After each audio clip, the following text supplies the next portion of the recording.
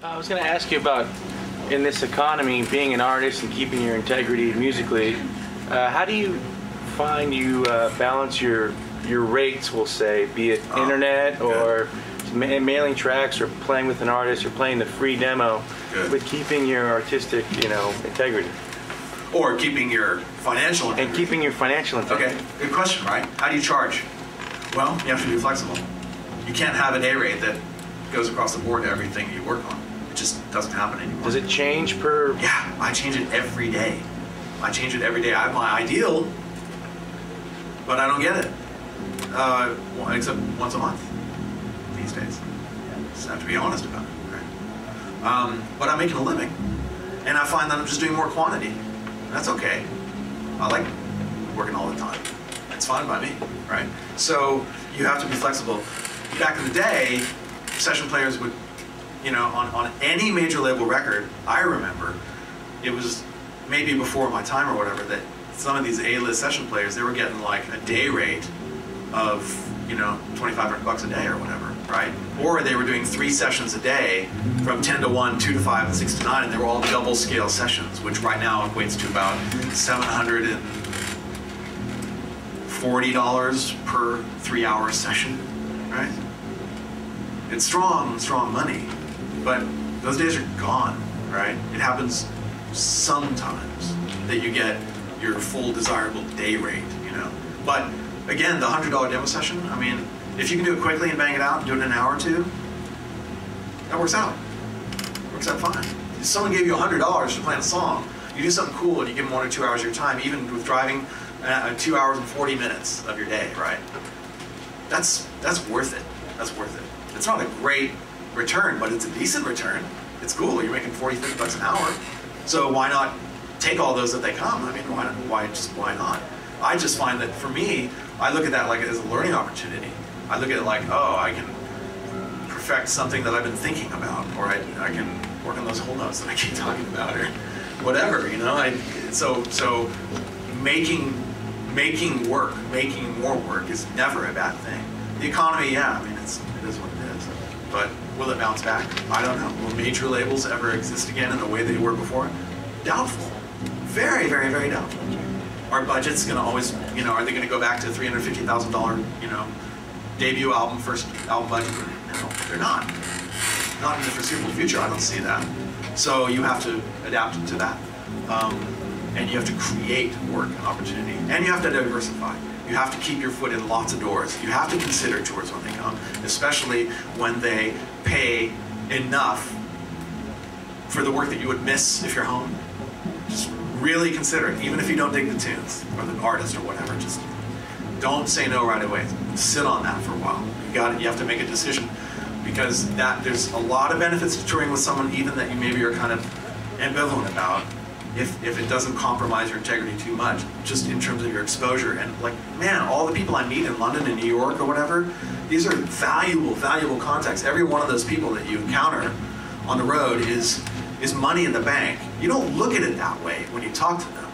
That's not the way you look at people with dollar signs in your eyes when you meet a producer or whatever backstage at the gig in London. But I'm just saying that, your contacts are, in the volume of your contacts is an asset for you. It's an asset.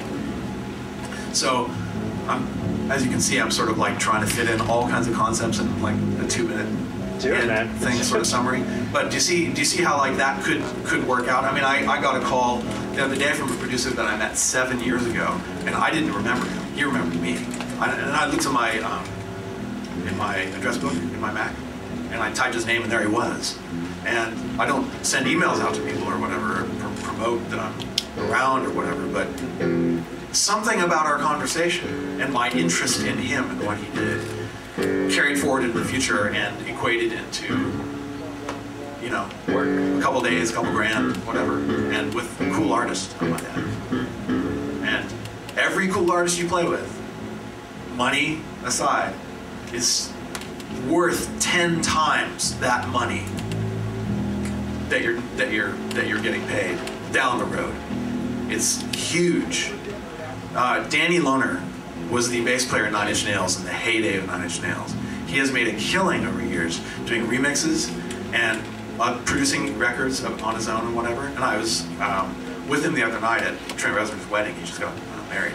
And Danny was warning me. He was saying, you know, dude, the association with Nine Inch Nails, whatever. I was sort of like, yeah, whatever. You know, he's like, it's great, it's amazing. Like, all the work that comes down the road, and, you know, fine. I mean, if that's true, then great. I don't know if it's true anymore or whatever, but also he was a lot more identifiable as Nine Inch Nails bass player. He was there for a long time. It's different, right? Still, he has a point, right? That stuff carries forward huge. Every contact, every little thing that you do, every little, you know, help that you give somebody, a gig for free, another gig for free, you know, do it for the love of it, you know.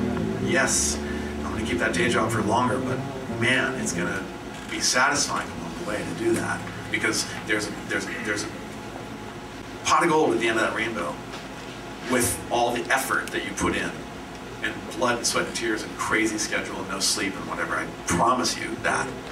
It just takes time sometimes.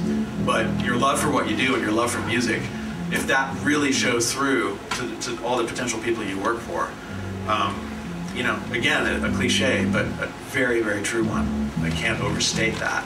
That will be the thing that gives you a career. I'm not the best bass player by far, right?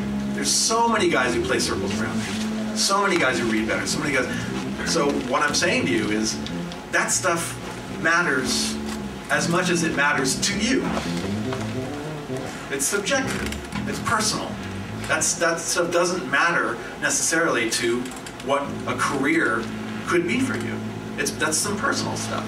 That's what I want to do, what year I want to play, how many strings I want to have, how much, you know, maybe jazz, chordal theory knowledge I want to have in my back pocket. Like, good stuff, right? But is it required? Of course not. Is it the thing that will give you a career? No, of course not. What will give you a career is passion and persistence and sacrifice and all that kind of stuff, you know, and your love of music.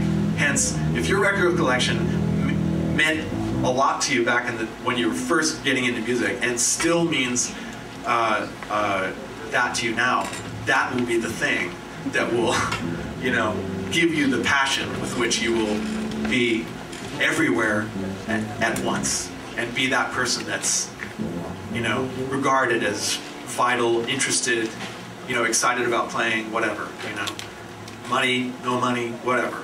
So for the people that don't have that anymore, they will see right through you, and you will not have the chances you will have that you would if you had the innate passion of music, which is just it's an ephemeral thing. It's not something you can see. It's something but it's something people do feel, you know. So